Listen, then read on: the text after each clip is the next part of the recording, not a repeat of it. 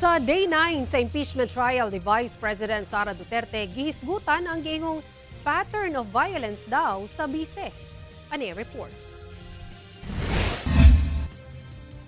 Gikonsidera ni NBI Director Attorney Melvin Matibag nga betrayal of public trust ang giingong pag-angko ni Vice President Sara Duterte nga dunay gikaistorya siya nga tao aron ipapatay si Pangulong Bongbong Marcos.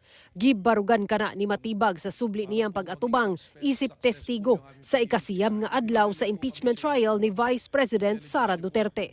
Sumala ni Matibag, sukwahi kini sa gipanumpaan sa bise nga ipatuman ang balaod isip ikaduhang pangulo sa nasod. Sa pagpadayon sa cross-examination, gibusisi sa depensa ang giingon sa prosekusyon nga pattern of violence ni VP Sara gikan sa pipila ka pahayag niini kaniadto. Gipagawa sa pagbalik ang pahayag ni Davao City Mayor Baste Duterte nga igsuon sa bise niadtong gilusad ang Rage Coalition. Apan pangutana sa depensa, dili ba kini sakop sa freedom of expression? Tubag ni Matibag, dunay limitasyon ang freedom of expression ug dili na daw sakop kung dunay gilapas na nga balaod ug pagpanghulga sa kaluwasan sa Pangulo.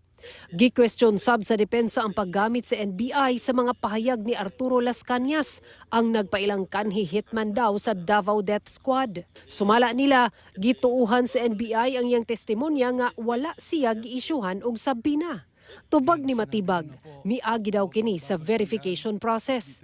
Samtang kalabot sa persons of interest may kalambigitan sa gikontrata daw nga hitman sa bise, padayon pa daw kining giimbestigahan sa NBI. Sara Hilomen Velasco, 1 Mindanao.